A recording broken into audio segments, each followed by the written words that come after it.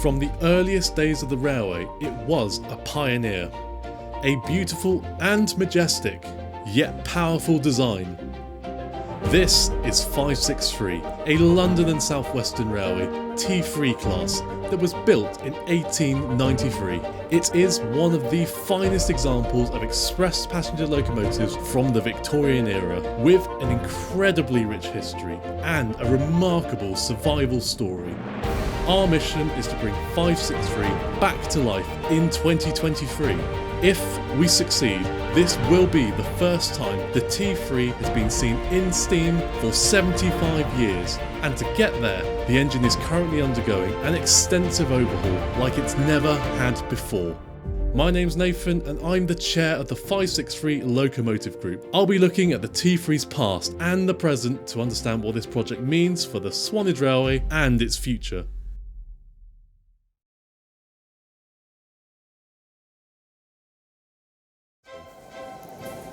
I'm here at the National Rail Museum in York to discover more about 563's last day in steam in 1948, when it marked the centenary since the opening of London Waterloo Station.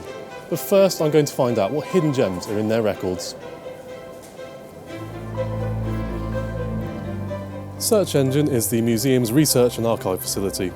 Over the past few years I've visited to obtain copies of the technical drawings and photos for reference, but today I've made a booking to hopefully learn more about 563's history. Let's take a look.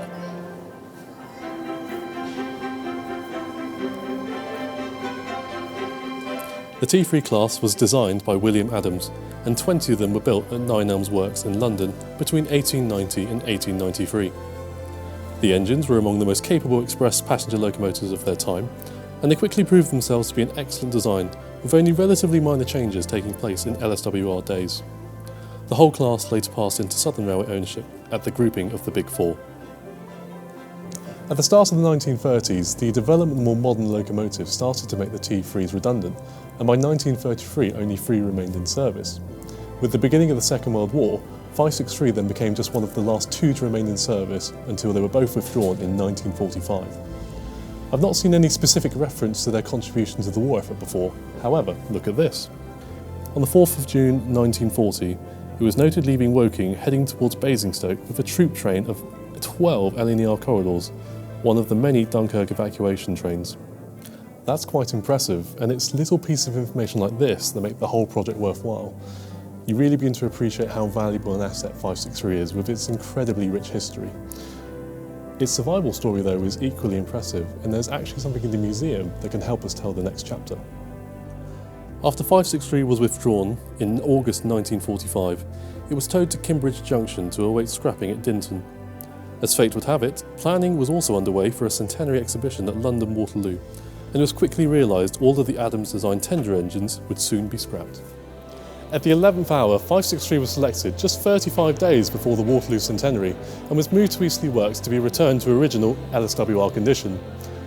In a remarkable turnaround of just 20 days, on the 7th of June 1948, 563 worked with this coach into London Waterloo.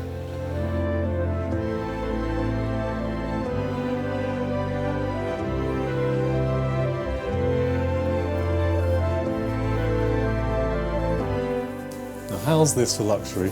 This is the first class compartment of the London and South Western Railway tri-composite brake coach, and looking around you get a real sense of what it must have been like that day. I even managed to find a report which details the event to help inspire your imagination. After the opening ceremony, the public were able to see the arrival at platform 15 of an Adams 440 class locomotive, number 563, and a passenger coach painted in the livery in use about 1903. When the Adams locomotive and coach drew into the station, a series of surprises awaited many onlookers. Not only were the driver and fireman dressed up for the occasion, the former in a billycock hat, but when the train stopped, a lady and gentleman attired in the costume of 1900 stepped out and entered the motor car of the period in which they were driven away.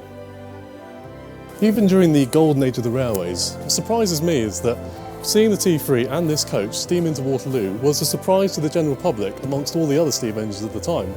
563 must have really stood out and been something quite special.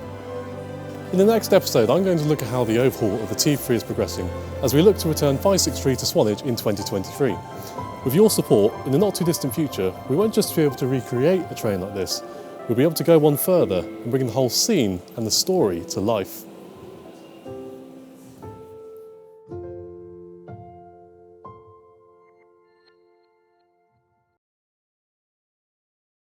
If you'd like to find out more about the T3, visit www.563locomotivegroup.co.uk, where you can also make a donation towards the overhaul and help 563's return to steam in 2023.